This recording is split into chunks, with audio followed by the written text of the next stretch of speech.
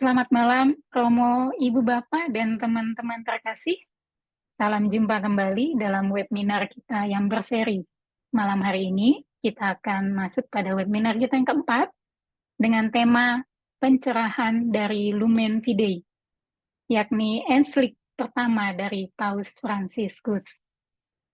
Baik, Ibu, Bapak, dan teman-teman terkasih, sebelum kita memulai perjumpaan kita malam hari ini, kita akan awali dengan lagu pembuka.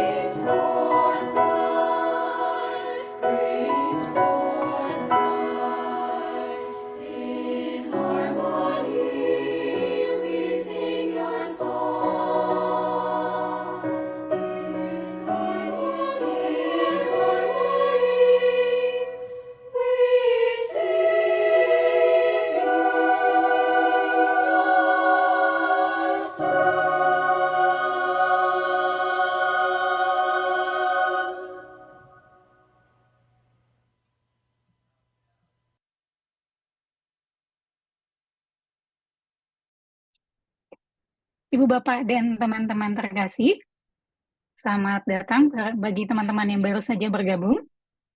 Malam hari ini kita akan ditemani oleh Romo Dodo. Bagi Bapak Ibu yang baru saja bergabung, saya izin membacakan kembali biodata dari Romo Dodo. Romo dengan nama lengkap Rafael Martando Hinganadai SY. Romo Dodo, selamat malam, selamat datang. Halo malam Kak Esther. Ya, beliau lahir di Jakarta 13 November 1988. Tahun 2010 hingga 2014, beliau masuk novisiat Girisonta. Sorry, maaf. Beliau masuk novisiat Girisonta tahun 2008 hingga 2010. Dan di tahun 2010 hingga 2014, melanjutkan studi filsafat di STT Dria Karya, Jakarta. Tahun 2014 hingga 2016, beliau melakukan tahun orientasi kerasulan di Xavier High School, The Federated States of Micronesia. Lalu tahun 2016 hingga 2019, melanjutkan studi S2-nya di Sanata Dharma, Yogyakarta. Tahun 2019 hingga 2021, ditahbiskan sebagai Imam Serikat Yesus di Yogyakarta dan bertugas sebagai moderator di SMK Santo Mikael, Surakarta. Tahun 2001 hingga 2003, melanjutkan studi S2-nya di Trisakti, dan beliau juga sebagai ekonom di Hermanum, Jakarta. Dan tahun 2023 hingga saat ini, beliau bertugas sebagai pengurus dana pensiun Lembaga Katolik Yadapen di Semarang. Beliau tinggal dan membantu di Paroki Santo Yusuf Gedangan. Demikian Ibu Bapak, biodata dari Romo yang akan memandu kita malam hari ini. Baik, sebelum kita masuk pada sesi pemaparan, kita akan mendoakan doa pembuka yang akan dibawakan oleh Sis Cynthia. Sis Cynthia, silakan.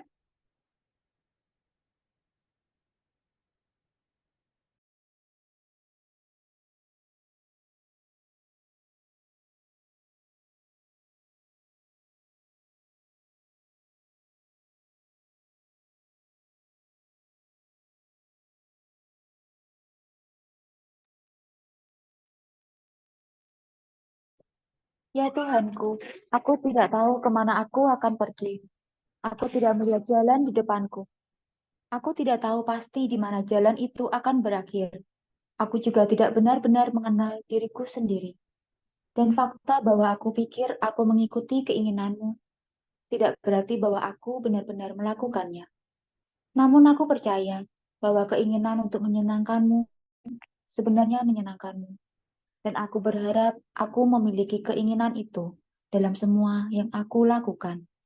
Aku berharap bahwa aku tidak akan pernah melakukan apapun selain dari keinginan itu. Dan aku tahu bahwa jika aku melakukan ini, engkau akan menuntunku di jalan yang benar, meskipun aku mungkin tidak tahu apa-apa tentangnya.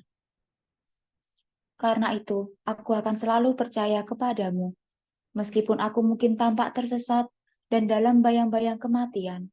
Aku tidak akan takut, karena engkau selalu bersamaku, dan engkau tidak akan pernah meninggalkanku untuk menghadapi bahaya sendirian. Amin. Nama Bapa, Putra, dan Roh Kudus. Amin. Baik, terima kasih Sis Cynthia. Ibu Bapak dan teman-teman, sekarang kita serahkan ruang Zoom ke Romo Dodo untuk memaparkan malam hari ini. Silakan Romo Dodo. Baik, terima kasih Kak Esther juga.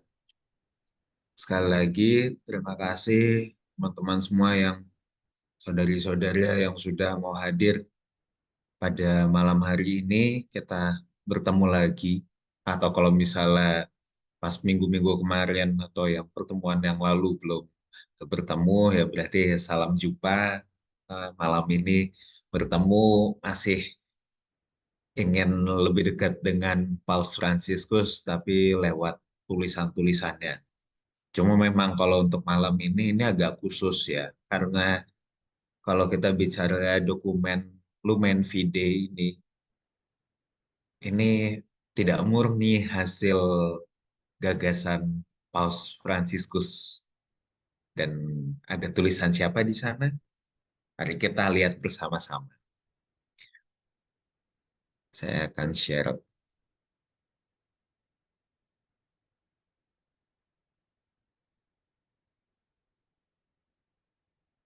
Nah ini ya.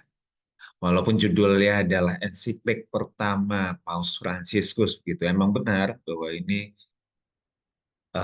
menjadi terbitan pertamanya Paus Fransiskus, tapi sekali lagi ini tidak murni dari tangan Paus Fransiskus sendiri.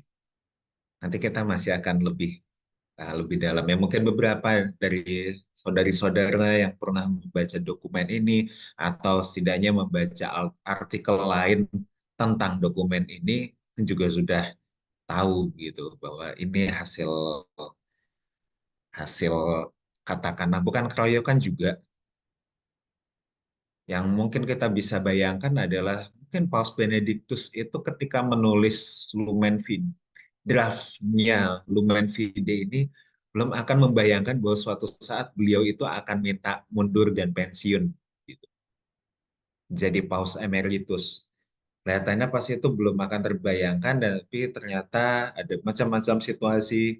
Lalu beliau memutuskan untuk mengundurkan diri sebagai paus, dan ya yang melanjutkan pekerjaannya adalah Paus Fransiskus. Jadi di sini tidak berlaku yang namanya seperti lagu dangdut, apalagi lagu dangdut yang zaman dulu ya. Kau yang memulai, kau yang mengakhiri gitu ya. Ini kau yang memulai, orang lain yang mengakhiri. Nah, sebelumnya kita sedikit mengulas atau mengingat kembali ya. Kita kan sebelumnya kita sudah total 4 kali bertemu untuk memperdalam dokumen-dokumen yang ditulis oleh Paus Fransiskus gitu. Lalu sempat juga atau 4 kali ingin mengenal Paus Fransiskus lewat berbagai sudut pandang gitu. Dan salah satunya adalah ketika kita memperdalam mengenai ensiklik. Nah, itu kan ada macam-macam, sempat kita bersama-sama mempelajari, ada bula, ada ensiklik, ada motu proprio, ada macam-macam lagi dekret. Nah, ini kira-kira apakah masih ingat apa itu ensiklik? Yang kita segarkan. Ensiklik surat pastoral berisi ajaran atau pandangan berkaitan dengan tema tertentu, sehingga beda dengan bula, beda dengan dekret yang lebih mirip dengan hukum gitu ya, tanda kutip seperti hukum gitu. Ini titah, ini untuk menetapkan gitu. Kalau membayangkan seperti raja itu, ini titah raja. Kalau kurang lebih ya, cuma sebagai gambaran saja, tentu saja tidak seperti itu plek gitu ya. Nah ini, kalau yang ini, itu lebih berupa surat pastoral sekali lagi. Maka tidak akan ada uh, penekanan mengenai ini adalah dogma, salah seperti itu. Tidak akan seperti itu, tapi yang membacanya itu akan diajak untuk coba lebih mikir dan lebih berenung. Gitu. Dan kali ini tema yang diangkat adalah soal terang iman, Lumen Fide. Nah ini saya ingin mengajak saudari-saudara semua untuk melihat, um, kalau ingin memperdalam tulisannya, tentu saja seperti juga yang sebelum-sebelumnya, silakan membaca langsung dokumennya. Itu ada tulisan mendalam. Ini saya ingin mengajak saudari-saudara untuk melihat dokumen ini dari sisi yang tentu saja kita akan membahas isinya, tapi juga kita coba melihat sisi yang lain dan melihat bagaimana dokumen ini terbentuk sebelum kita bicara soal lalu pencerahannya itu macam apa. Karena kan kita judulnya pencerahan dari Lumen Fide ya. Gitu. Jadi saya pertama ingin mengajak saudari-saudara untuk melihat ini dokumen ini punya fun fact. Gitu. Dan salah satunya sudah kita bahas tadi. Buah pemikiran dua paus dokumen ini. Draftnya yang pertama adalah dari Paus Benediktus XVI. Ini. Jadi coret-coretnya, pemikiran-pemikirannya, finishingnya Paus Fransiskus. Tapi nanti kita akan melihat apakah lalu kita membayangkan bahwa kalau misalnya kita memulai lalu bikin draft gitu, nanti yang teman yang selanjutnya itu lalu membuat finishing, lalu pemikirannya itu uh, sama gitu, tanda kutip sama, meneruskan gagasan yang sudah ada sebelumnya, ternyata enggak juga. Ini satu dokumen dengan tema yang sama, tapi dengan cara pandang yang berbeda dan mencerminkan sangat-sangat mencerminkan karakter dua orang yang berbeda ini. Jadi menarik, loh. Jadi yang satu begini, yang satu begini, gitu ya. Tentu saja tidak bertentangan, hanya melihat satu tema ini dari dua sudut pandang yang berbeda, dan itu ditawarkan langsung dalam satu dokumen. Nah, itu serunya justru. Jarang-jarang kita biasanya melihat suatu bacaan, eh, kalau misalnya bukan bacaan itu terdiri dari beberapa penulis, gitu itu kelihatan. Tapi itu adalah dua tulisan yang berbeda gitu. Seperti buku antologi, satu buku ada beberapa artikel yang ditulis beberapa penulis berbeda. Seandainya penulis berbedanya nulis satu tema itu kelihatan seperti sama gitu ya. Seperti kalau misalnya di jurnal begitu ada beberapa penulis, yang satu ngurusi penelitiannya, yang satu membahasakan penelitiannya, yang satu cari teorinya, tapi yang penting nyambung semua. Nah, ini satu-satunya yang mempersatukan adalah ketika bicara soal terang, iman. Tapi selain itu, sebenarnya lalu ini mencerminkan dua sudut pandang yang berbeda.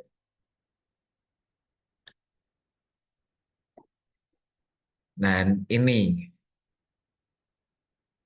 oleh Paus Benediktus sebenarnya dimaksudkan jadi sebuah trilogi.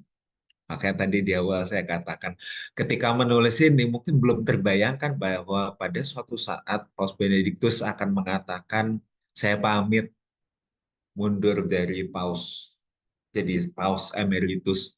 Kelihatannya pada saat itu belum terbayangkan. Tapi lalu dengan berbagai macam hal yang beliau alami, kondisi kesehatan, kondisi gereja juga pada saat itu, lalu akhirnya beliau mundur. Jadi dimaksudkan sebagai bagian akhir trilogi ensiklik yang isinya tentang keutamaan teologal, yang judulnya adalah Deus Caritas Est. Moga-moga teman-teman semua pernah mendengar ini. Deus Caritas Est Spe Salvi, lalu terakhir ini Lumen Fidei. Kira-kira tahukah keutamaan teologal dengan istilah ini? Atau kalau misalnya saya katakan keutamaan teologal itu iman, harapan, dan cita kasih gitu, lebih familiar dengan itu ya. Itu maksudnya memang keutamaan teologal. Keutamaan teologal itu berarti eh, keutamaan sendiri adalah suatu hal, eh, sesuatu yang ditumbuhkan, sesuatu yang baik ya, tapi ditumbuhkan dari dalam diri. Itu maka disebut yang utama atau keutamaan itu virtue kalau bahasa Inggrisnya.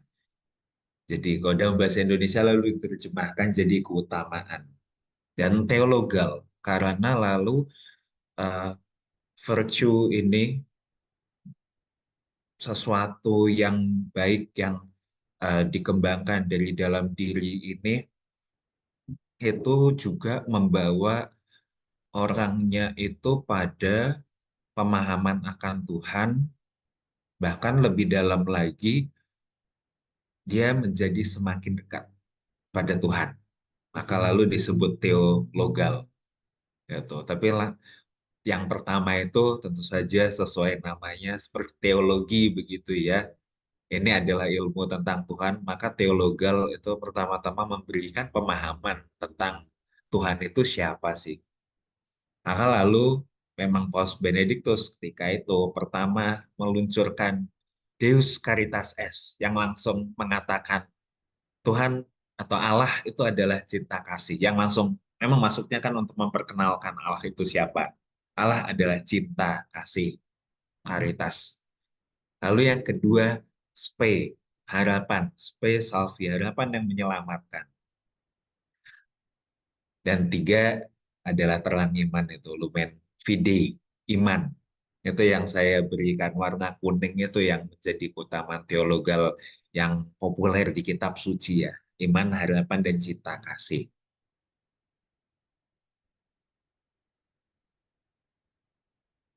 Dan ini juga diterbitkan, dokumen ini diterbitkan masih dalam periode tahun iman. Sekali lagi, ini lebih tepat sebenarnya dikatakan jadi warisan terakhirnya Paus Benediktus sebelum beliau mengundurkan diri gitu ya.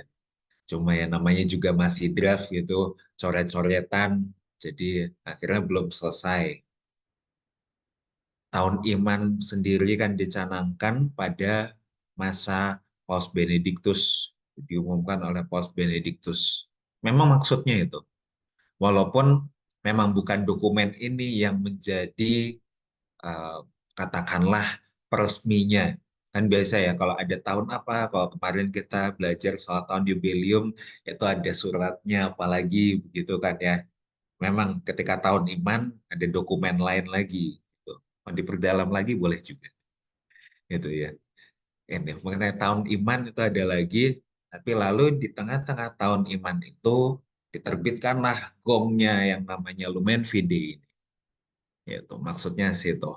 Jadi tulisan semacam ya akhirnya lalu dikatakan ini tulisan pamungkasnya gitu ya. Mungkin dulu sebenarnya sekali lagi nggak dimaksudkan sebagai pamungkas gitu, tapi benar-benar sebagai gong. Gitu. Tapi sayangnya lalu beliau Paus Benediktus ini mengundurkan diri. Itu periodenya 11 Oktober 2012 sampai 24 November 2013.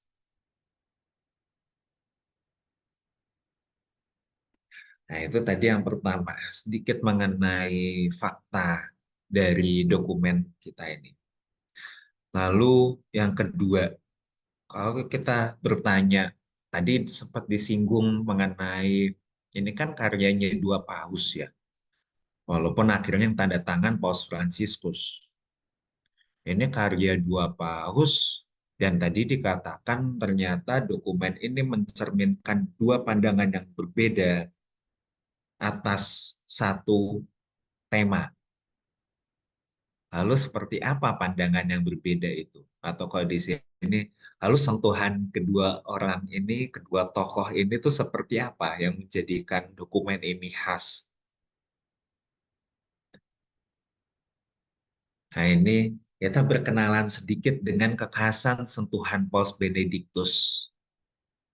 Ya sebelumnya kita ini ya melihat latar belakang kedua pribadi ini. Dua pribadi ini, dua orang yang jelas berbeda. Paus Benediktus mungkin cenderung dingin kalau menurut sebagian orang gitu ya ketika beliau pertama kali terpilih awal-awal beliau menjabat sebagai paus begitu kan terpilih lalu kelihatan oh, pausnya dari Jerman kok mukanya galak gitu ya dan beliau ini adalah seorang teolog atau minimal dosen teologi ya. Lebih teolog pemikir walaupun juga mengajar teologi gitu ya yang sangat sangat ketat dan tokoh kesukaan beliau adalah Santo Agustinus. Itu yang bukunya itu eh, jadi bahan tesis saya itu. Bukunya lumayan itu buat bahan apa buat jadi bantal kalau udah ngantuk itu. Lumayan tebel. Ada salah satu bukunya.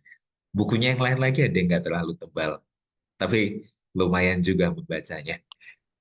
Nah ini karena latar belakang sebagai teolog ini, lalu uh, beliau ini, Paus Benediktus ini memberikan sentuhan dengan menekankan iman dari sudut pandang atau dari dimensi batiniah dan pengertian, gitu ya, kebiasaan dosen gitu.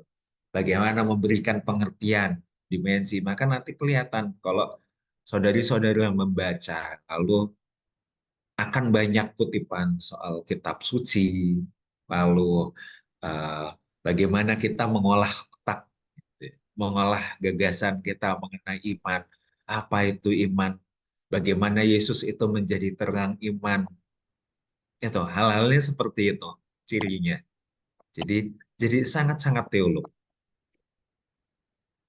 dan lebih reflektif. Lebih reflektif dalam arti ini soal hidup batin, selalu soal batin. Bagaimana aku mengenal Tuhan? Apakah aku bisa melihat Dia sebagai uh, terang? Gitu.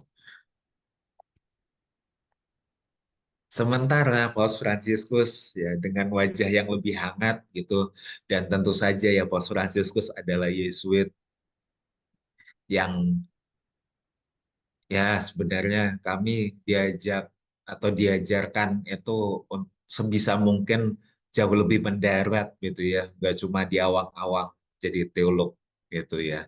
Walaupun mungkin dalam prakteknya teman-teman pernah mengenal Romo-Romo Yesuit, terutama Romo-Romo ya. Kalau Bruder Yesuit itu jauh lebih mendarat, sangat-sangat konkret. Tapi kalau Romo-Romo Yesuit mungkin ada yang ngawang-ngawang juga ya. Nah itu sebenarnya eh, kami dia sebenarnya sebisa mungkin gitu. Kalau Ignatius itu sebisa mungkin mendarat. Nah ini maka sentuhannya Paus Fransiskus lebih ke soal praktis gitu. Dan kita pernah mendengar cerita ya, cerita ada 3 orang Romo, yang satu Fransiskan, satu Dominikan, satu Yesuit. Dan 3 orang ini berdoa. Lalu tiba-tiba mati lampu, gitu. Lalu yang Fransiskan gitu kan, yang terkenal dengan menyebut segala sesuatu itu sebagai saudara, makhluk dan sebagainya itu saudara, maka selamat datang saudari atau saudara kegelapan gitu. Kami menyambutmu. Jadi menyebut kegelapan itu sebagai saudara. Kalau Dominikan yang terkenal sebagai ordo pengkhotbah gitu, maka berkhotbahlah beliau ini di tengah kegelapan. Bagaimana dengan Yesuit? Yesuitnya cari sekring, mau nyalakan lampu gitu. Nah, untuk menggambarkan mengapa kok Paus Fransiskus ini, atau tadi sebelumnya saya mengatakan bahwa sebisa mungkin Yesuit itu semendarat mungkin lah gitu. Itu untuk ini menekankan dimensi praktis iman. Maka ini ada 2 hal yang berbeda. Yang satu dosen. Paus Fransiskus sendiri bukan dosen. Atau ya beliau pernah jadi dosen, tapi tentu tidak pernah yang dimaksudkan sebagai dosen seperti Paus Benediktus.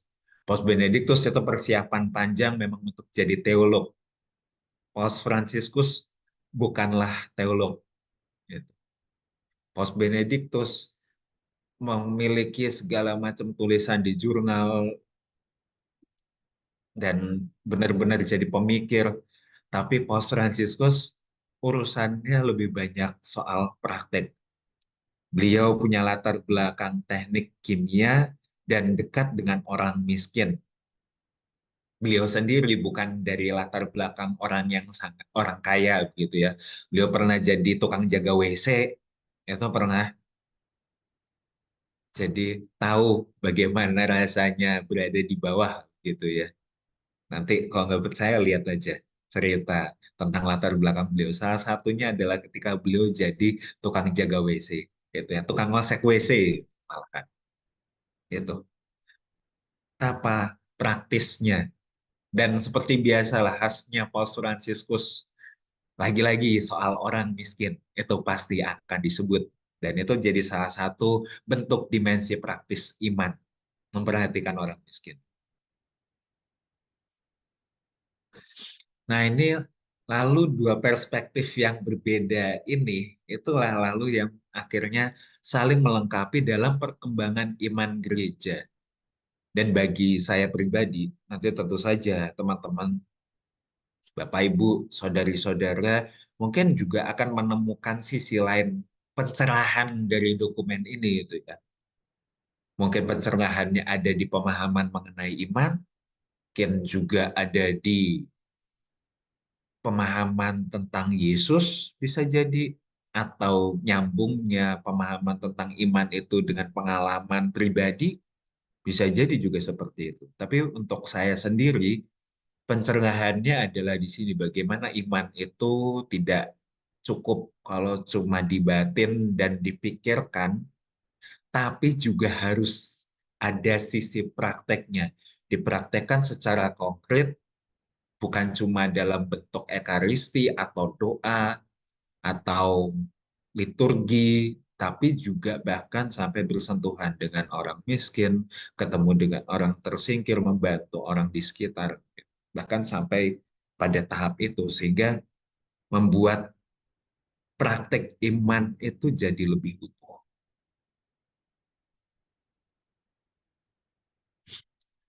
Nah, ini kita bersama-sama udah masuk lebih dalam, udah masuk ke dalam isi. Tapi saya ingin mengajak saudari-saudara lagi-lagi untuk melihat bagaimana Paus Benediktus ini memberi pengaruhnya atau memberikan jejaknya dalam dokumen ini. Nanti juga Paus Fransiskus, bagaimana beliau ini memberikan gagasannya dan meninggalkan jejaknya di situ. Kalau Paus Benediktus, beliau ini memberikan gambaran mengenai iman dengan melihat iman itu sebagai sesuatu yang menerangi. Karena itu lalu judulnya adalah Lumen Fidei, cahaya iman. Bagaimana iman itu memberikan pencerahan, seperti tema kita pada malam ini. Jadi yang beliau tawarkan adalah iman kepada Yesus Kristus itu menerangi seluruh realitas kehidupan manusia. Itu ya. Kelihatan ya, ini seorang teolog sekali lagi. Iman kepada Yesus Kristus menerangi seluruh realitas. Membawa pada keselamatan, lalu menjadikan manusia itu terbuka pada kasih. Karena kan kita ingat lagi ya, sekali lagi dokumen ini, Lumen Fidei ini tidak berdiri sendiri dalam arti tertentu, artinya masih menjadi rangkaian dengan sebelumnya Deus Caritas Est dan Harapan Spesial Fiat. Sehingga masih disinggung juga soal terbuka pada kasih, lalu soal harapan. Lalu di sini Yesus Kristus itu karena terang ya, iman yang menerangi, Yesus Kristus itu lalu diibaratkan, putih sekali, sebagai sang matahari sejati. Diibaratkan sebagai matahari sejati. Atau juga bintang pagi yang tak pernah padam. Gitu. Terutama kalau bintang pagi itu terutama ketika menyinggung soal kebangkitan Yesus. Gitu. Jadi itu ibarat bintang pagi. Kan setelah bangkit lalu dia tidak lagi dikuasai oleh kematian. Gitu katanya Paus Benediktus. Atau bagian yang ditulis oleh Paus Benediktus tepatnya. Gitu. Jadi itulah Yesus Kristus. Diberikan gambaran yang puitis. Gitu. Lalu Abraham juga disinggung di sini menjadi contoh atau menjadi teladan, menjadi bapa kita dalam hal iman. Selain kita juga diajak untuk belajar dari sejarah iman bangsa Israel. Jadi dari pemaparan ini, dari gagasan Paus Benediktus ini, lalu kurang lebih bisa disimpulkan bagaimana iman itu memberi terang, melahirkan sisi ilahi di dalam diri manusia, ya. Atau di sini dituliskan melahirkan kehidupan ilahi. Bagaimana? Kalau dalam ungkapan lain kan kita sering mendengar bagaimana di dalam diri kita itu ada Roh Kudusnya. Nah, ini juga bagaimana kehidupan ilahi itu ada dalam diri manusia, mendorong manusia memberikan kesaksian sampai akhir hidupnya. Jadi orang beriman itu Setelah mendapat pencerahan, setelah mendapat terang, ya lalu berani berkobar-kobar. Jadi pas itu seperti kedatangan Roh Kudus pas Pentakosta itu. Lalu setelah uh, gambaran iman yang seperti itu, gitu, seperti yang tadi.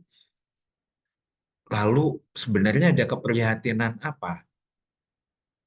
Nah ini lalu juga menjadi khas dari kedua paus ini karena yang menjadi keprihatinan yang disinggung itu adalah lagi-lagi dua hal yang berbeda.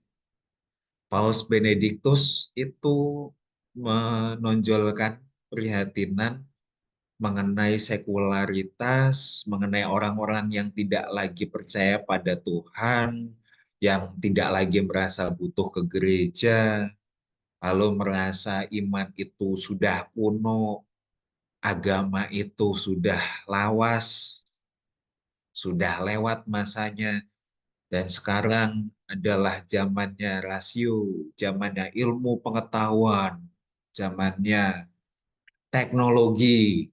Orang lebih percaya, kalau dalam ungkapan kita sekarang gitu ya, orang lebih percaya pada kata-kata atau pada status orang di WA atau di IG daripada baca kitab sucinya langsung. Padahal belum tentu kutipannya benar.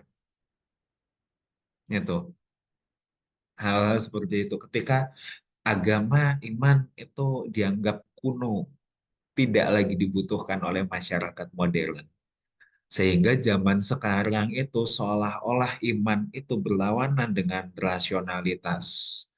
Orang semakin pintar, semakin tidak percaya pada Tuhan. Itu banyak di antara kita bahkan.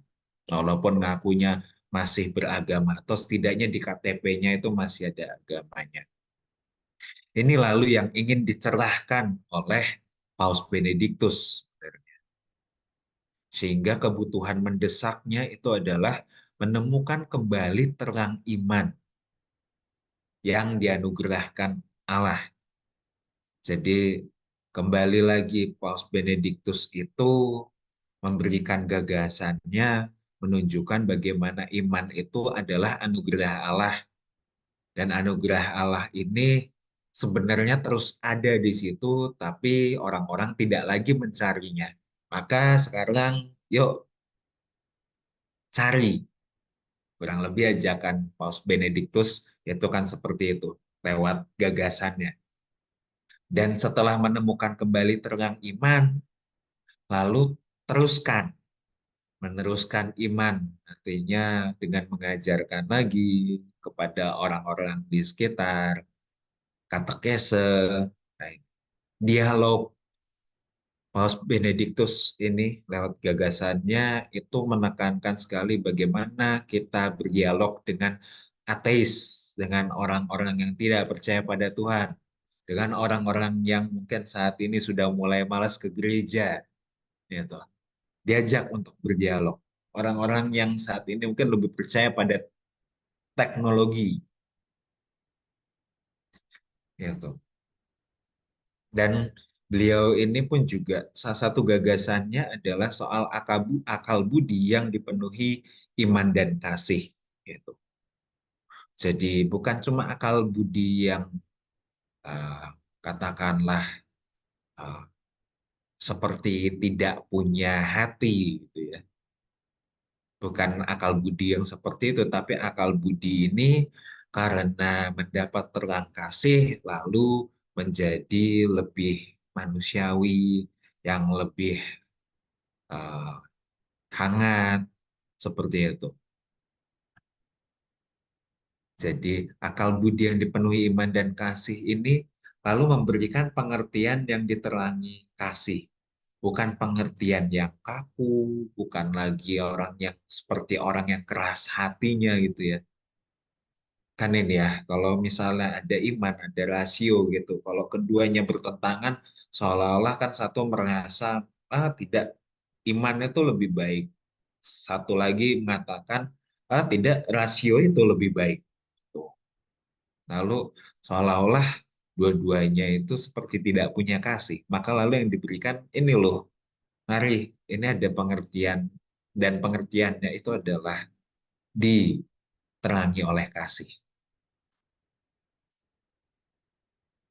Maka sekali lagi tadi sudah sempat disinggung, tokoh inspiratifnya adalah sangat teologis dan alkitabiah. Tentu saja nanti Paus Fransiskus juga sangat juga alkitabiah. Tokoh inspiratifnya yang diambil Abraham, itu Bapa bangsa-bangsa, Bapa umat beriman. Lalu yang pasti tokoh kesukaannya Paus Benediktus, Santo Agustinus. Memadukan iman dan akal budi.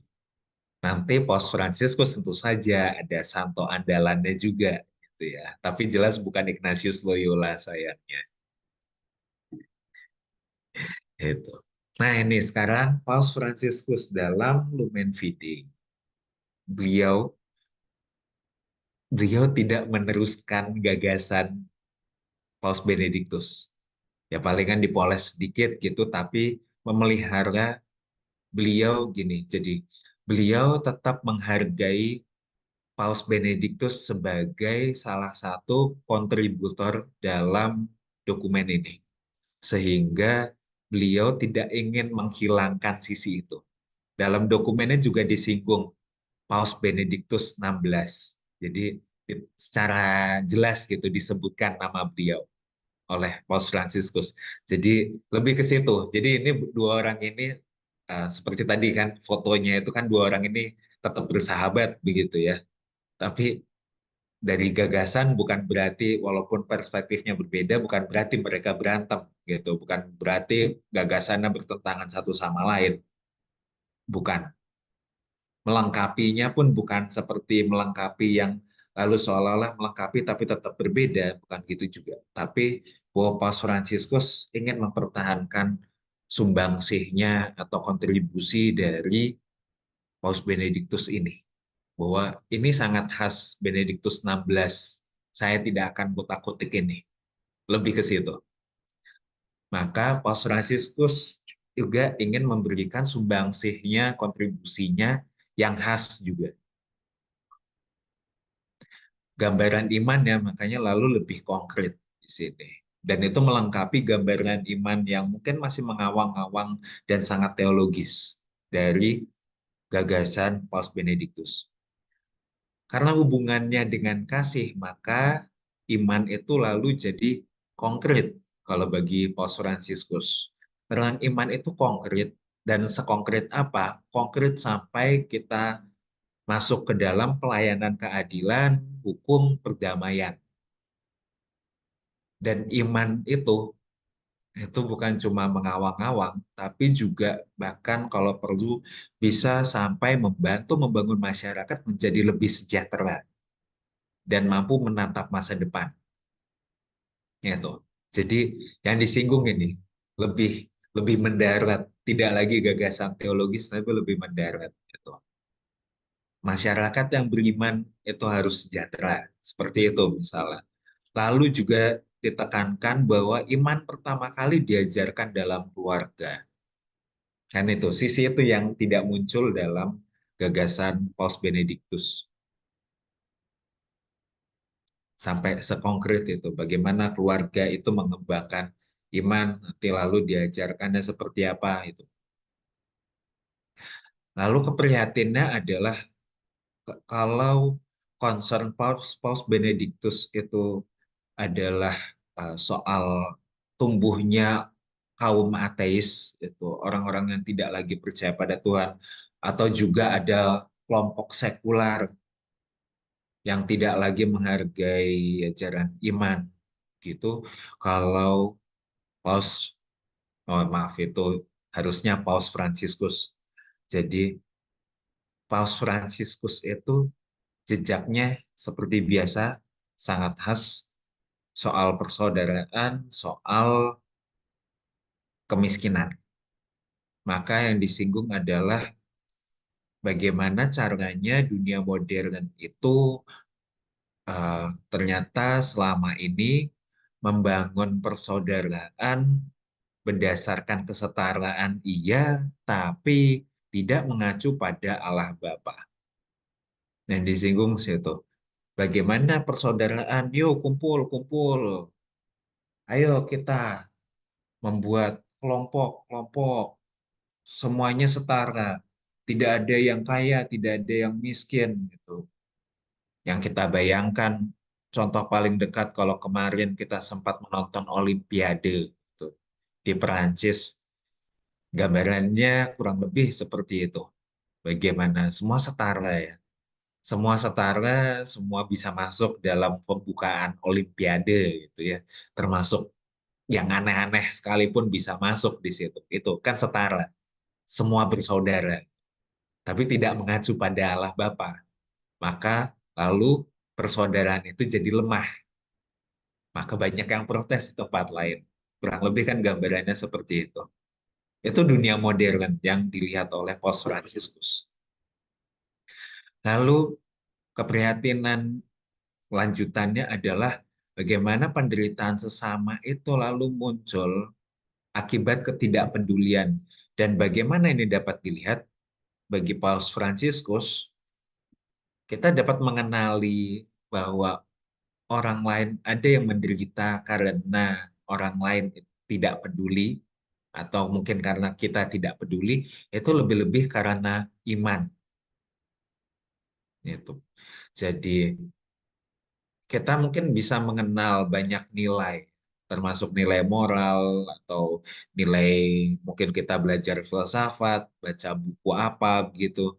Lalu, tapi ketika tidak ada hubungannya atau ketika tidak berhubungan dengan nilai-nilai dari Yesus sendiri, lalu bagi Paus Fransiskus eh, kita masih akan kesulitan untuk mengenali penderitaan sesama akibat ketidakpedulian. Ya. Jadi begitu kurang lebih.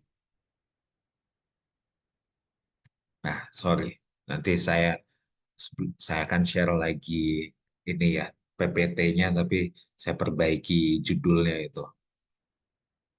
Paus Fransiskus menonjolkan tokoh-tokoh ini sebagai sosok yang inspiratif.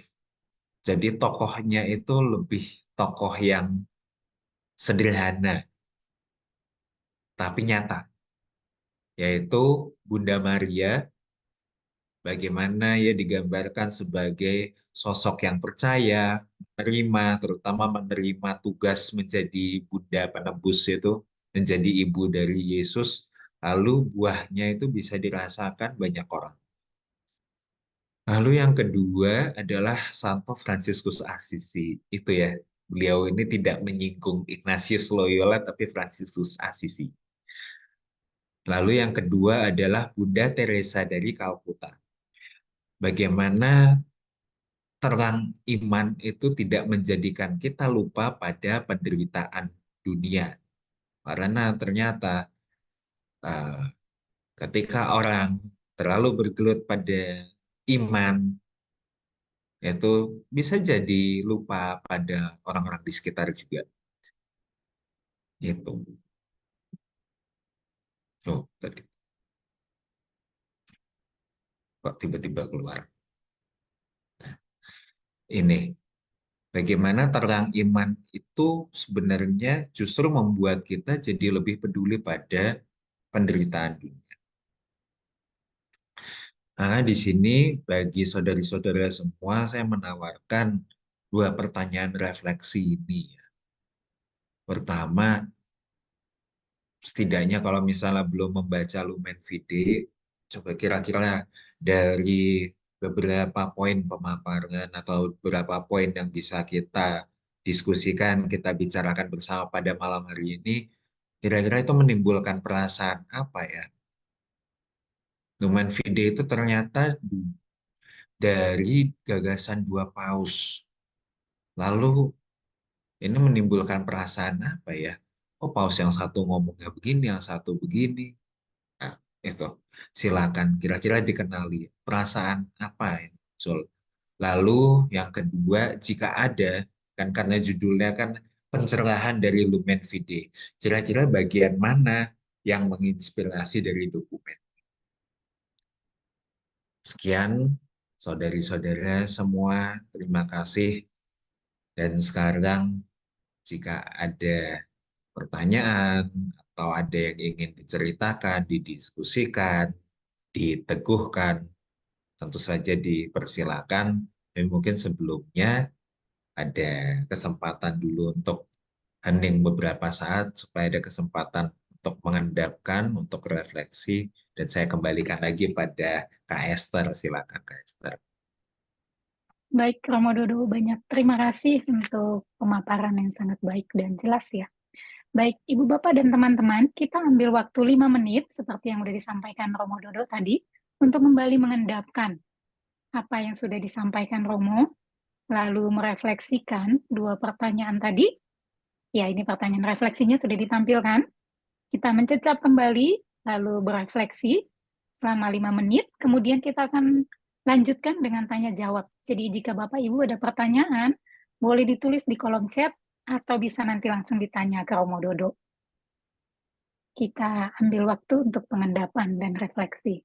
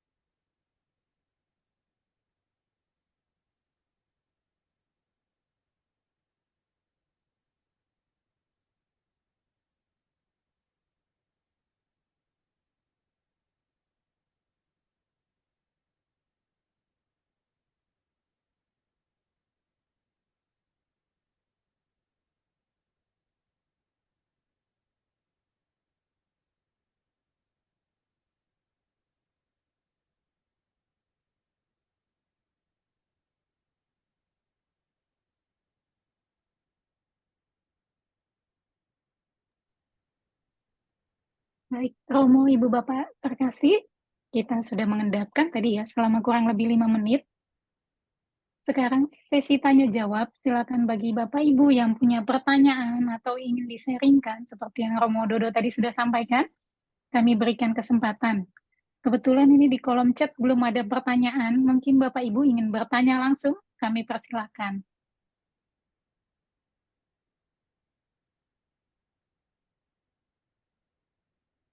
Silakan, ada yang mau ditanyakan?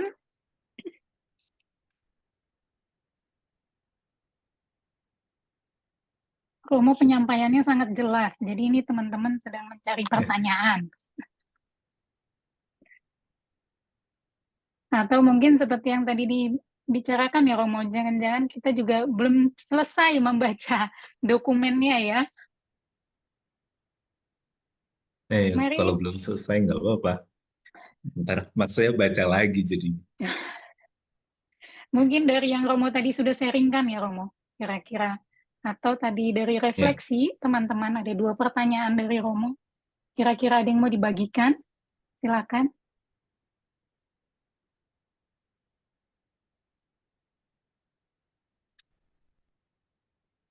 Ayo teman-teman, jangan malu-malu. Romonya ini sangat murah hati, akan selalu menjawab. Romo sambil nunggu peserta ya, mungkin peserta masih malu-malu. Saya ngeduluin deh. nih, Kalau berefleksi tadi ya, saya sangat luar biasa ya Romo. Ini 2 paus, dua-duanya konsen ke iman gitu. Itu bisa melihat karena kondisi saat ini di beberapa negara itu ada krisis iman gitu. Lalu kan hmm, tadi dibilang ya, bahwa awalnya itu Romo, Paus Benediktus, lalu dilanjutkan oleh Fransiskus. Melanjutkannya itu kira-kira Romo ada ide nggak? Dari mana ya idenya Paus Fransiskus itu mau melanjutkan? Kenapa nggak itu saja? Kenapa Paus Fransiskus ingin melanjutkan itu? Atau menambahkan dari sisi pengertiannya ya? Saya hmm, kok tertarik ya ingin tahu dari sisi itu ya. Kenapa Paus Fransiskus menginginkan melanjutkan itu? Itu Romo. oh, ya, ya. Oke, makasih Kak Esther. Eh, Soal kenapa kok benar, kenapa kok Paus Fransiskus itu enggak, ya udah yang udah ditulis oleh Paus Benediktus itu saja yang udah terbitkan seperti itu.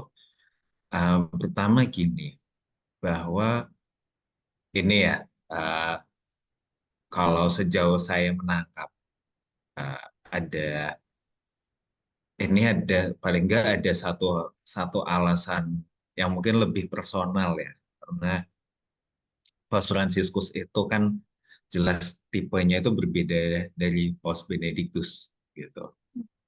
Jadi ya ada semacam kalau sejauh yang saya tangkap itu tentu saja dua orang ini tetap hubungannya tetap baik gitu ya.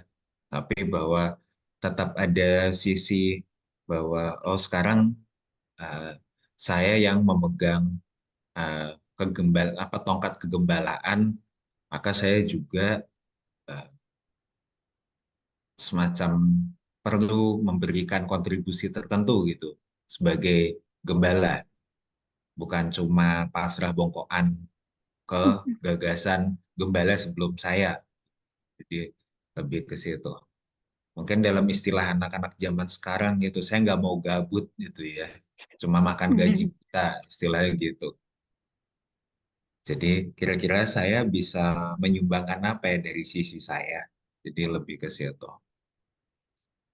Itu yang saya tangkap itu ada unsur personal. Selain sejauh dari tulisan-tulisan beliau gitu, bukan cuma yang dalam bentuk ensiklik atau dokumen gereja, tapi juga kalau misalnya kita membaca wawancara-wawancara dengan Paus Fransiskus, itu kan kelihatan sekali ceritanya itu cerita konkret, cerita tentang hidupnya sendiri gitu, suasana yang hangat yang lagi-lagi berbeda dengan Paus Benediktus ya. Maka ada unsur, kalau saya nggak mau disamakan sama Paus Benediktus, enak aja gitu ya.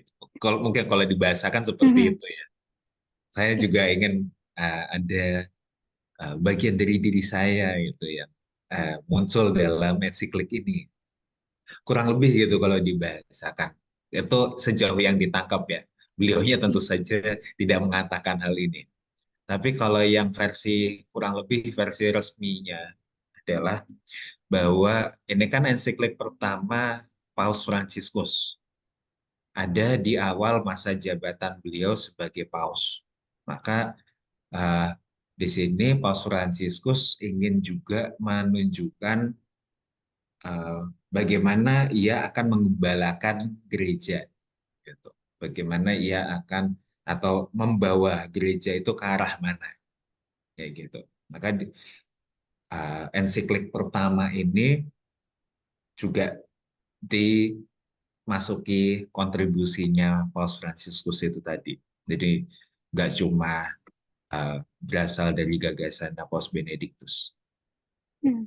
Arahnya kan jelas ya. Paus Fransiskus lagi-lagi soal perhatian pada mereka yang tersingkir, orang miskin, migran, segala macam itu. Dan itu kan yang jelas juga itu tidak disinggung oleh Paus Benediktus, maka itu dijadikan ketika saya jadi gembalanya, saya ingin membawa gereja ke arah sini, maka saya masukkan juga bahwa iman itu juga harus sampai ke perhatian ke orang miskin, kayak gitu. Jadi bisa dibilang juga dokumen ini memang peralihan apa ya, kekuasaan gitu, tanda kutip tentu Hmm. saja, yaitu dari Paus Benediktus ke Paus Fransiskus ini. Jadi juga perubahan gaya. Paus Benediktus yang selama ini menekankan bagaimana setia pada gereja, bagaimana teologi itu harus diperkuat. Makanya kita punya TPE baru pada zaman Paus Benediktus yang sangat ketat, terjemahannya seketat mungkin bahkan itu ya. Yang kadang-kadang bagi kuping kita mungkin agak aneh gitu. Tapi ya itu seketat mungkin. Tapi lalu nuansa yang berbeda muncul ketika Paus Fransiskus yang memimpin. Jadi itu kelihatan di situ.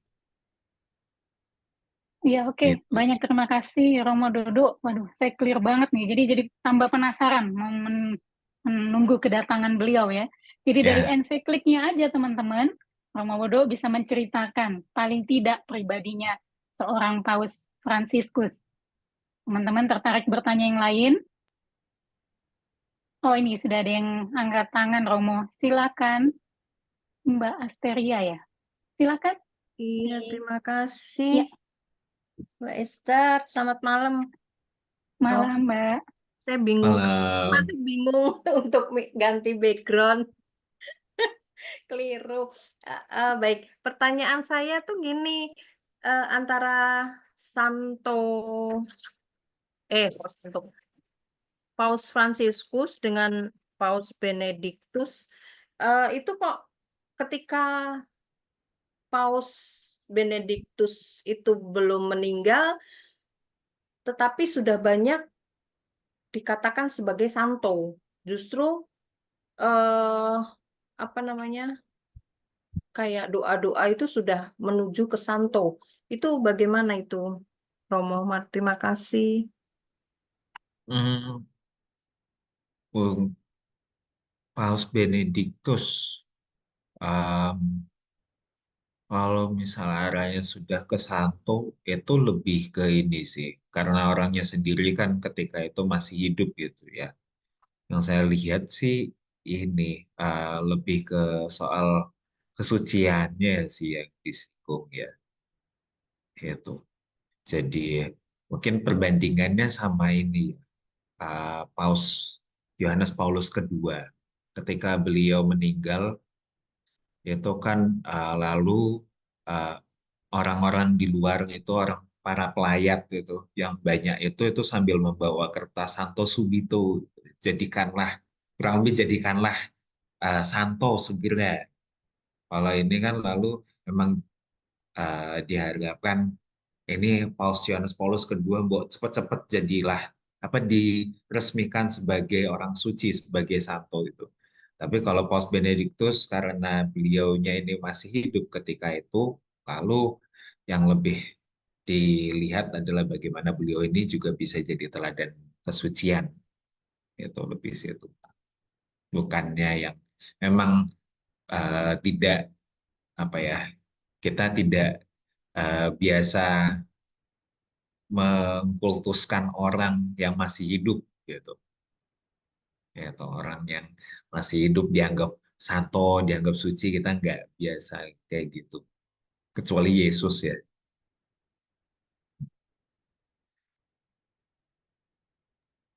Tapi bahkan orang-orang lain jadi teladan dalam kesucian ya bisa, dan itu kalau teladan dalam kesucian itu bisa siapa saja juga sih, termasuk kita pun juga kalau udah sampai ke standar tertentu itu juga bisa begitu, Mbak. Terima kasih Romo Dodo. Demikian Mbak Asteria, semoga menjawab ya. Oke, baik. Romo, ini sudah ada beberapa pertanyaan di kolom chat. Saya izin bacakan ya, Romo. Ya. Romo, ini dari Ibu Lucia. Romo, apakah ajaran Lumen Fidei berarti kembali ke ajaran iman awal para rasul? Terima kasih. Silakan Romo. Baik, terima kasih Ibu atau Kak Lucia, Sis Lucia Wijaya. Ya. Kalau dibilang ajaran Lumen Fidei kembali ke ajaran iman awal para rasul, bisa iya, bisa enggak ya. Bisa iya, bisa tidak. Bisa iyanya karena seperti ini. Eh, dalam jadi ini titik tolaknya lagi-lagi ya. Ini kan kita mulainya dari gagasan Paus Benediktus dulu sebenarnya kan. Eh, Gagasan awalnya Paus Benediktus itu adalah karena beliaunya itu kan melihat dunia itu sudah semakin sekular, sudah semakin tidak menghargai yang namanya iman, ya udah semakin duniawi, yang sehingga uh, lalu kira-kira iman itu sebenarnya masih bisa relevan seperti apa ya? Dan itu pertanyaannya sebenarnya seperti itu. Agama itu masih bisa punya tempat nggak ya? Atau ajaran iman itu masih punya tempat nggak ya di dunia yang seperti ini? Jadi pertanyaannya sebenarnya kan awalnya seperti itu. Lalu barulah muncul pemaparan gagasan Paus Benediktus itu bahwa, dan itu langsung dijadikan gongnya gitu ya, bahwa Yesus itu adalah terang iman, gitu. Jadi tidak, jadi ingin ditekankan eh, Yesus itu bukan cuma relevan. Yesus itu di dunia yang seperti ini, itu dia sendiri adalah terangnya. Ya, jadi yang ingin ditekankan lewat gagasan Paus Benediktus kan itu. Jadi ibaratnya kalau kita itu orang ateis, nah begitu itu ketemu Paus Benediktus gitu langsung kayak dipukul gitu. Jadi ketika kita tidak lagi menghargai agama, tidak lagi menghargai ajaran iman seperti itu, terus langsung malah dipukul gitu. Itu loh Yesus loh gitu. Jadi maksudnya langsung ditehok di situ. Jadi nah itu dulu, dari situ dulu, lalu nah, itu bisa dikatakan juga sebagai kembali ke ajaran iman awal para rasul itu, karena lalu emang apa ya, ditarik sampai bahkan tidak cuma para rasul gitu, sampai ke Abraham, ya kan? Bagaimana orang atau katakanlah manusia awal-awal dulu yang sedang mencoba mengenal Allah, Allah itu seperti apa gitu, bagaimana mereka berproses. Itu yang lebih dilihat situ. Kalau para rasul katakanlah bisa juga masuk dalam itu, dalam skemanya itu gitu ya. Jadi kita membayangkan ketika Paus Benediktus ini kan sekali lagi ini dosen teologi ya gitu ya. Bagaimana orang diajak untuk melihat dulu Abraham itu kayak gini loh. Abraham itu waktu belum apa ya, masih berproses, katakan masih berproses mengenali yang namanya Allah itu, dia dulu berimannya seperti ini gitu. Sehingga orang lalu juga diajak untuk proses saya beriman itu kayak gimana ya gitu. Dan semua kan mengalami termasuk para rasul. Tapi juga bisa tidak Karena sekali lagi, jadi itu tadi yang iya ya, bisa dikatakan ini kembali lagi ke ajaran para rasul, tapi di sisi lain bisa juga tidak, karena misi Paus Benediktus ketika punya gagasan dalam Lumen Fide ini adalah ya untuk ngantem itu, untuk menghantam kaum ateis dan sekular itu. Atau mungkin yang bahasanya lebih halus adalah bagaimana mereka semua bisa menemukan terang iman itu lagi. Terang imannya itu nggak kemana-mana, tapi orang-orang cuma nggak mau nyari aja, gitu kan bahasanya gitu. Baik, terima kasih Romo Dodo. Demikian Bu Lucia, semoga menjawab. Ya, terima kasih Romo. Mungkin kalau saya ini ya, melihat itu atau merasakan kalau Paus Benediktus itu lebih ke arah murni ajaran seperti ya mungkin orang melihatnya bisa ke arah fundamental ya, fundamentalis ya, Tapi kalau Paus Fransiskus itu ke arah penerapan yang banyak toleransi. Takutnya kalau nanti kebanyakan toleransi akan menggeser ajaran-ajaran aslinya itu. Terus di mana posisi umat beriman seharusnya antara ajaran dan toleransi. Oke, nah itu dia. Nah, justru karena itu bagi tadi bagi saya kedua paus ini lalu jadi saling melengkapi ini Sis Lucia. Karena ketika Paus Benediktus itu sangat kuat dengan teologinya, tadi itu ya fundamental, sisi praksisnya itu lalu memang kurang disentuh oleh Paus Benediktus. Di sisi lain, betul sekali, Paus Fransiskus itu bukan teolog, walaupun beliau juga pernah mengajar calon-calon romo gitu ya. Tapi basic beliau bukanlah seorang teolog, sehingga beliau lebih senang dengan yang praktis, dan dari sisi uh, teologi atau uh, ajaran iman yang fundamental itu mungkin tidak sekuat Paus Benediktus. Sehingga dua orang ini saling melengkapi. Ketika terlalu toleransi, ketika terlalu mirip seperti aktivis sosial yang memperhatikan orang miskin gitu, lalu ini saatnya kita coba berpegang lagi atau coba melihat lagi apa yang sudah digagas oleh Paus Benediktus. Gitu. Ini ada dasar apa ya? Iman uh, iman yang praktis itu ternyata punya dasar yang teologis yang sangat mendalam juga. Gitu. Jadi kembali ke situ. Tapi ketika kita cenderungnya mulai ke arah fundamental, mulai lebih khusyuk dalam liturgi, tapi lupa pada orang-orang di sekitar kita, tidak peduli pada orang miskin gitu. Nah, kita mulai melihat apa yang digagas oleh Paus Fransiskus, bagaimana iman itu juga konkret dalam pelayanan keadilan, perdamaian, toleransi. Jadi umat Katolik atau ya kita yang digembalakan oleh kedua paus ini ya harapannya memang ya tetap ada di tengah-tengah. Ketika sudah mulai kerasa mau condong ke sini, kita pegangan pada gagasan yang satu lagi. Jadi saling melengkapi. Terima kasih Romo Dodo. Terima kasih. Demikian Bu Itu Lucia. satu lagi Romo, waktu itu ya PPE kita ganti tahun 2000 itu atas ya anjuran Paus Benediktus juga ya. Karena kan sebelumnya kita sudah masukkan banyak unsur inkulturasi, ada lagu Jawa, ada lagu Sumatera segala macam, tapi terus diganti lagi PPE ya. Juga Mazmurnya itu juga harus persis dengan kitab Mazmur. Gitu ya. Betul. Itu makanya itu warisannya masa kegembalaannya Paus Benediktus. Itu jadi memang kelihatan di situ ya. Ya, terima kasih Romo Dodo dan Bu Lucia yang sudah bertanya ya, sehingga kita jadi dapat banyak pengetahuan ini teman-teman.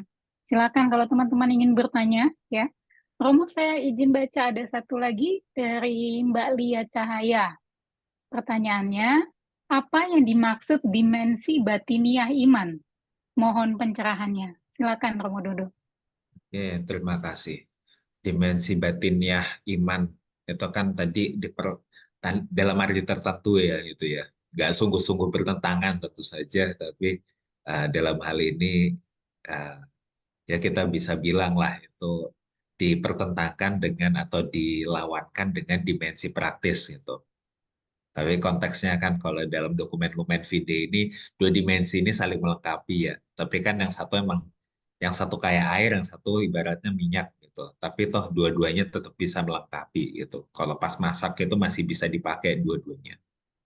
Nah ini eh, dimensi batiniah iman itu lebih ke iman yang eh, prak ini ya. Ini lalu emang contohnya jadi emang harus contoh praktis gitu ya. Ketika kita lebih banyak merenung, doa, gitu. Jadi gambarannya itu seperti itu. Konkretnya bentuknya dimensi batiniah iman itu seperti itu. Ketika kita bisa mengungkapkan perasaan kita di dalam doa. Makanya tadi kalau kita lihat corak tulisan atau corak gagasan Apostol Benediktus dalam Lumen Fide itu, wah puitis sekali itu. Yesus, engkaulah, istilahnya Yesus itu jadi matahari. Sebutan-sebutan itu, ungkapan itu yang disebut batiniah. Ketika iman itu lebih disorot dari sudut pandang yang lebih reflektif, yang lebih kita masuk ke dalam diri kita sendiri, melihat relasi kita dengan Tuhan, di dalam doa-doa kita, di dalam kebaktian kita, itu. Jadi itu, dalam arti tertentu sekali lagi nggak benar-benar bermaksud melawan gitu ya, tapi dalam arti tertentu kan memang dilawankan dengan dimensi praktis. Praktis ketika kita membantu orang miskin, ketika ada orang yang mengalami ketidakadilan itu kita bantu, lawannya ke situ. Yang tadi saya sebut bisa jadi mendorong kita untuk jadi kayak aktivis sosial.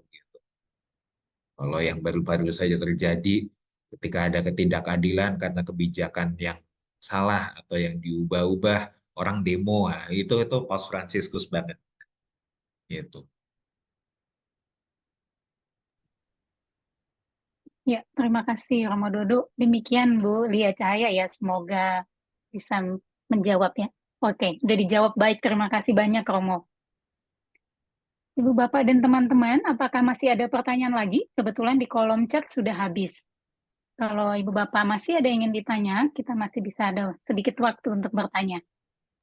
Iya, boleh saya tanya ikut ya. Oh ya, ya silakan Pak Roni. Oke, terima kasih Romo Dodo. Jadi ini ada dua hal. Jadi ini untuk bahasa awam ya, bahasa tadi membandingkan Paus Fransiskus dengan Paus Benediktus dan seterusnya lah. Mungkin kalau bahasa awamnya itu sering ada ganti menteri, ganti kebijakan gitu ya. Nah, apakah ini berlaku di kalangan paus bahwa ganti paus nanti ganti kebijakan atau ganti statement-statement, tapi apakah nuansanya tidak seperti itu ya? Nuansanya mungkin seperti kalau misalnya Yesus bilang bahwa saya datang bukan untuk meniadakan hukum Taurat tapi menggenapi. Nah, apakah bahasanya bisa lebih halus itu, Romo? Misalnya paus yang ada sekarang itu menggenapi paus yang sebelumnya, dan paus sebelumnya juga menggenapi sebelumnya dan seterusnya itu. Itu yang pertama. Yang kedua, tadi kan Romo Dodo menyatakan bahwa memang kadang pemikiran filsuf itu kadang tidak nyambung dengan teolog gitu ya, karena pemikiran filosofis itu berdasarkan pada akal budi. Kalau nggak masuk akal ya nggak percaya gitu ya. Makanya Nietzsche itu kan nggak percaya kalau Tuhan itu ada, bahkan God is dead gitu ya. Tuhan sudah mati karena secara akal budi nggak nampak mana gitu kan. Nah sementara pikiran teologis itu ya iman, pokoknya modalnya cuma percaya aja. Ya, jadi kayak kalau saya ditanya seperti itu, saya nggak bisa ngasih contoh. Saya biasanya contohnya yang gampang aja, Romo. Tapi benar nggak contohnya seperti ini? Jadi kalau orang berada di bangunan lantai 80 misalnya, ini ekstrim 80. Tiba-tiba bangunan itu di lantai di bawahnya di lantai 70 itu kebakaran. Nah, kemudian karena asapnya tebal, yang di lantai 80 itu nggak bisa lihat di bawah. Nah, sementara di bawah itu udah nyiapin ranjau yang aman lah, aman. Jadi kalau dari lantai 80 itu mau terjun kayak apapun juga itu pasti aman, pasti ketangkep itu. Nah, kemudian dari bawah teriak-teriak pakai megafon. Ayo tolong silakan terjun, pokoknya aman lah, aman lah. Nah, yang di bawah di atas itu kan nggak tahu di bawah itu seperti apa. Nah, ini kalau saya gambarkan seorang yang filosofis ya. Wah, ini saya nggak lihat di bawahnya. Ini nggak yakin kalau saya jatuh pasti aman ya. Tapi akhirnya malah mati gitu kan. Nah, sementara kalau pikirannya pikiran teologis, iman gitu, ya udahlah, saya nggak tahu di bawah itu ada nggak, tapi saya percaya aja lah. Saya percaya terjun pasti selamat. Nah, malah selamat gitu kan. Nah, untuk menggambarkan antara pikiran teologis dan filosofis ini kadang susah ya Romo. Nah, di pendidikan Katolik itu, di dalam sekolah-sekolah Katolik, yayasan Katolik itu, pelajaran agama Katolik saya nggak tahu. Saya dulu sekolahnya Katolik terus, kok nampaknya saya belum merasa sampai SMA ya. Sampai SMA itu saya tidak mendapatkan apakah itu disinggung Romo, bahwa mencoba untuk mengharmoniskan antara pikiran teologis dan filosofis. Tadi nyebutkan kalau Santo Agustinus itu bisa dua-duanya ya. Jadi dia juga filsuf tapi juga seorang teolog.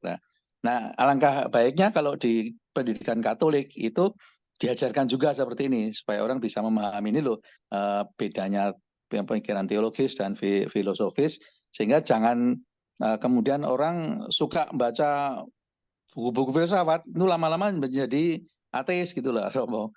Ini kira-kira gimana, Romo? Terima kasih, Romo. Oke, baik. Terima kasih, Pak Roni. Tadi ya, yang pertama dulu gitu, soal ini kalau ganti paus, ganti kebijakan gitu ya. Ini kalau dalam gereja Katolik kelihatannya enggak ya. Kalau ganti kebijakan, kalau misal paus baru, kebijakan baru, itu bisa jadi gitu malahan gitu.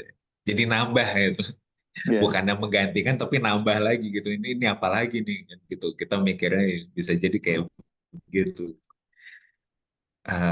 Justru semangatnya itu adalah bagaimana paus yang saat ini menggembalakan gereja itu meneruskan gagasan-gagasan paus-paus sebelumnya gitu. Malah justru seperti itu.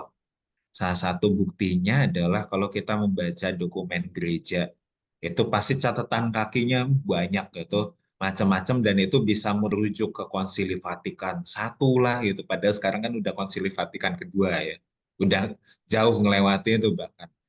Jadi ngerujuk paus siapa lah yang hidupnya mungkin awal-awal tahun 1900-an atau apa kayak gitu. Jadi justru semangatnya adalah semangat melanjutkan pemikiran sebelumnya, termasuk Paus Fransiskus ini dengan ensiklik Lumen Fidei-nya.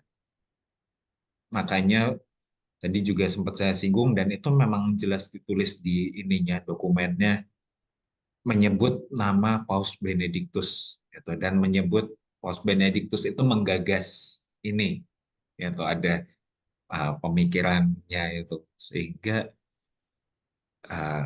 ini bentuk penghargaan Paus Fransiskus juga pada pendahulunya beliau itu. Jadi itu kalau ganti paus, ganti kebijakan sih enggak, bahwa sekali lagi bisa jadi ganti paus muncul kebijakan yang baru lagi gitu, menambah yang lama gitu. Itu malah seperti itu. Lalu yang kedua soal filsafat dan teologi dan pertentangkan. Saya sih ini ya, Saya sendiri tadi mulai dari yang terakhir dulu. Saya setuju sih kalau misalnya di SMA itu diajarin soal filsafat gitu.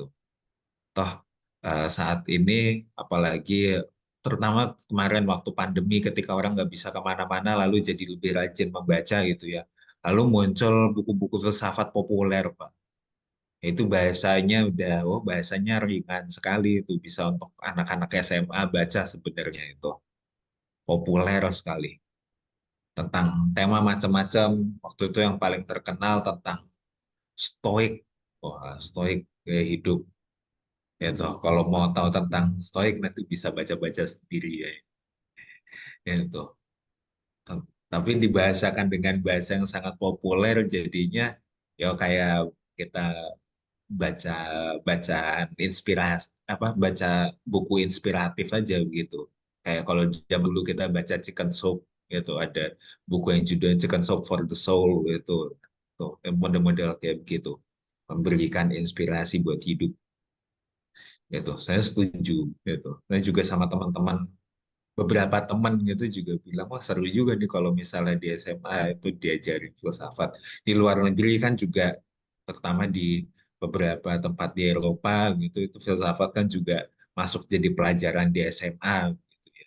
Cuma saya sendiri kurang tahu diajarinya seperti apa gitu.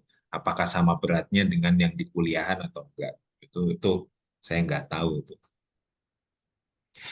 Nah, ketika dipertentangkan dengan iman. Nah, kalau menariknya di Lumen Fidei ini justru Paus Benediktus itu menginginkan atau menggagas iman dan akal budi itu tidak bertentangan. Itu justru perlu disinkronkan gitu. Orang ibaratnya begini, orang makin pintar harusnya makin beriman. Sebaliknya juga orang makin beriman harusnya juga makin pintar, makin bisa menggunakan akal budinya dengan lebih cerdik atau lebih jernih gitu ya. Sebenarnya begitu semangatnya.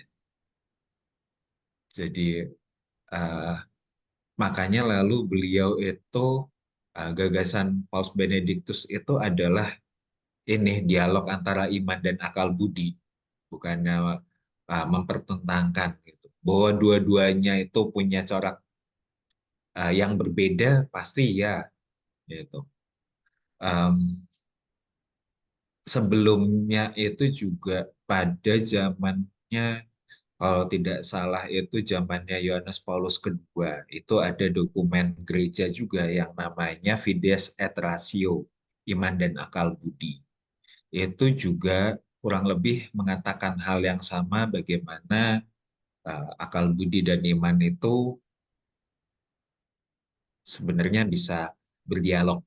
Jadi orang menggunakan akal budinya untuk mengenali jadi semangatnya gitu ya tetap aja sebenarnya jagoannya itu tetap Gusti Allah gitu ya bagaimana orang dengan akal budinya itu sebenarnya bisa mengenali Allah gitu kan semangatnya itu bagaimana orang-orang itu bisa tahu bahwa dunia ini semuanya adalah ciptaan Allah Allah menganugerahkan ini dan itu gitu orang bisa menggunakan akal budinya untuk ke situ sebenarnya.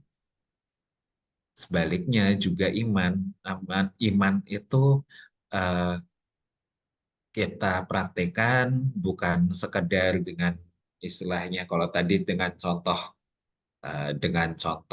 yang apa orang di gedung yang kebakaran itu ya bukan dimaksudkan yang terus orang pasrah bongkoan gitu ternyata eh, secara kebetulan selamat gitu ya.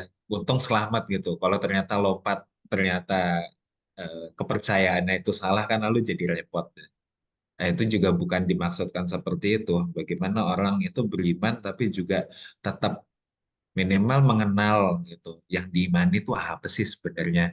Yesus itu siapa sih? Kalau perlu bahkan bertanya juga Yesus itu ada beneran atau tidak sih?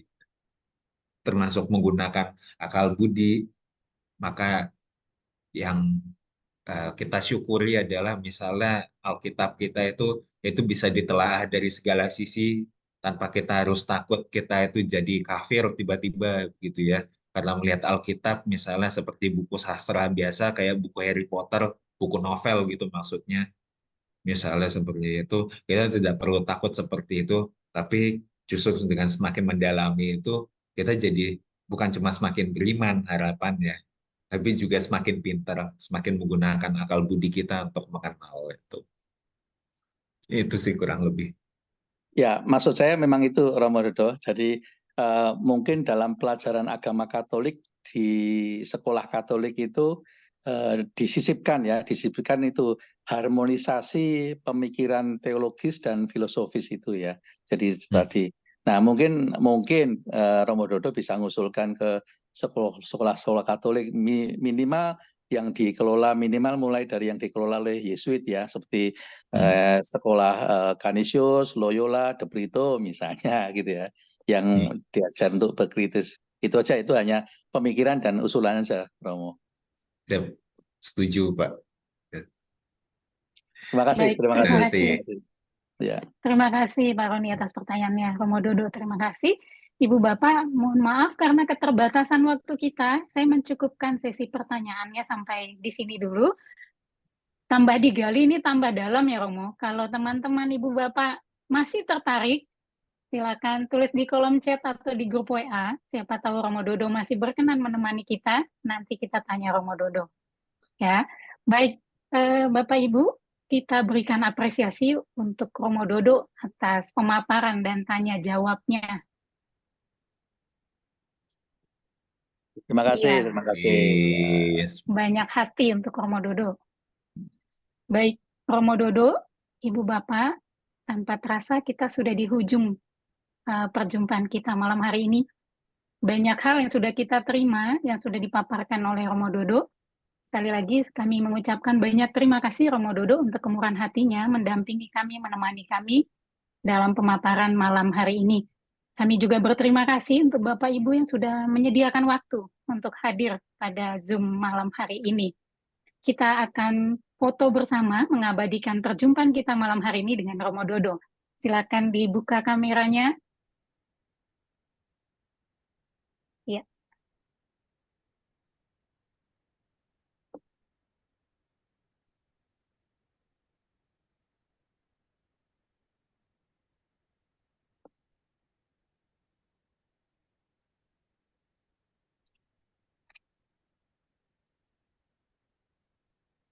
Oke, masih ada yang buka kamera ya.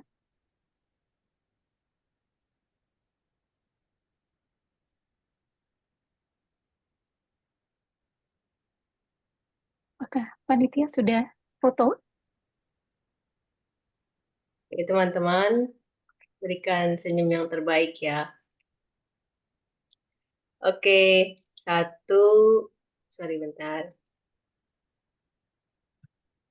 Tahan dulu sebentar lagi. Oke, 1, 2.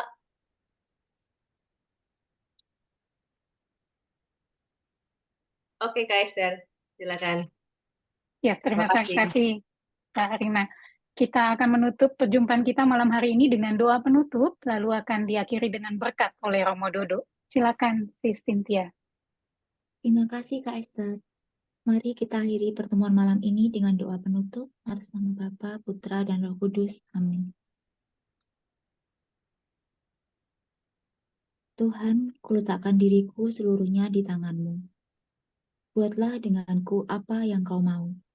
Kau telah menciptakanku bagimu. Kupersembahkan kepadamu semua keinginanku, kesenanganku, kelemahanku, rencanaku, dan kecenderunganku yang menjauhkan aku darimu dan melemparkan aku pada diriku sendiri. Kau tentu mempunyai keinginan atas diriku dan memiliki aku. Aku ingin seluruhnya menjadi apa yang Kau inginkan itu, ya Tuhan. Aku tak berani berkata, aku akan mengikutimu kemanapun Kau pergi, sebab aku tahu aku ini sangatlah lemah. Tapi aku ingin memberikan diriku kepadamu, hingga Kau dapat menuntun aku kemanapun Kau mau. Aku akan mengikutimu, dan mohon agar Kau memberikan kekuatan bagiku, bagi hari-hariku. Amin. Nama Bapa dan Putra dan Roh Kudus. Amin.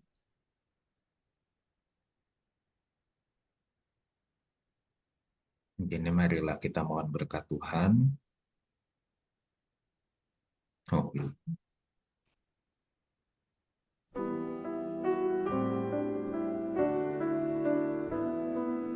Longing for light, we wait in darkness.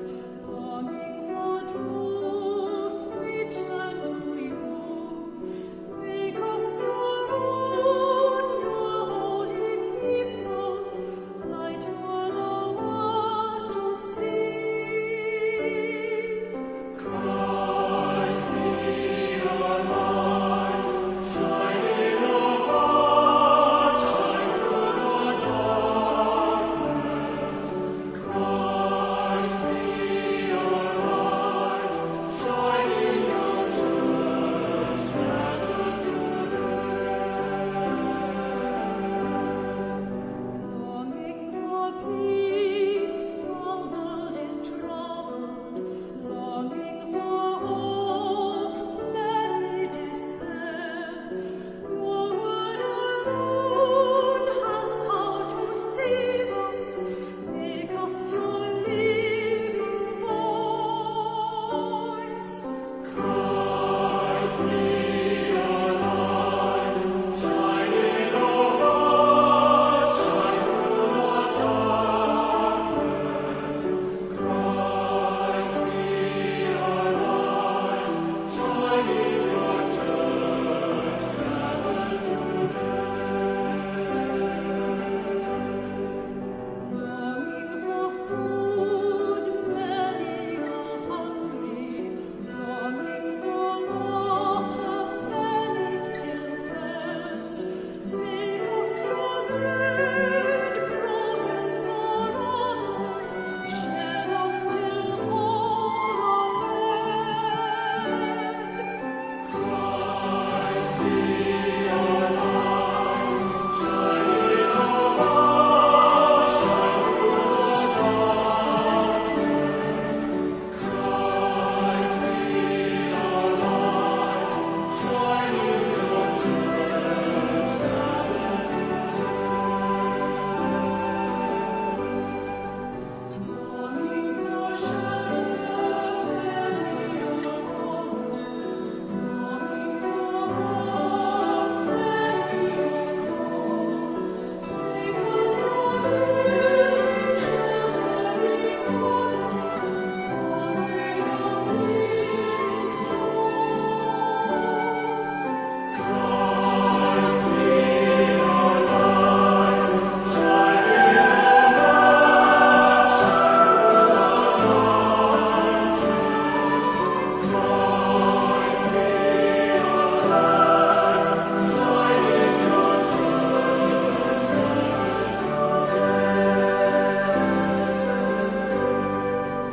Many the kings, many the people, many the hearts that yearn to belong. Let us be servants to one another, making your kingdom come. Christ be our light, shine in our hearts, shine through the darkness. Christ be our light, shine in your church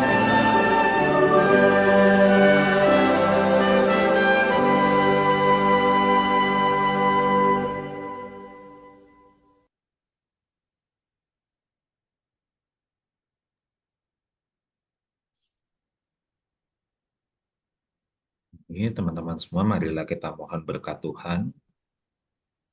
Tuhan bersamamu. Dan Dan bersama bersama rohmu.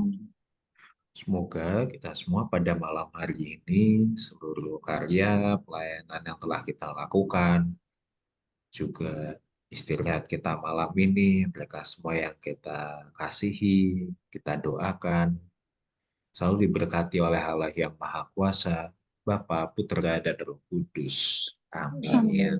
Terima kasih Terima- banyak semua. Terima kasih Romo Dodo, terima kasih Terima Ibu. kasih. Ibu. Terima kasih Romo. Terima kasih. Good night semuanya. Selamat Selamat malam. malam. Selamat malam.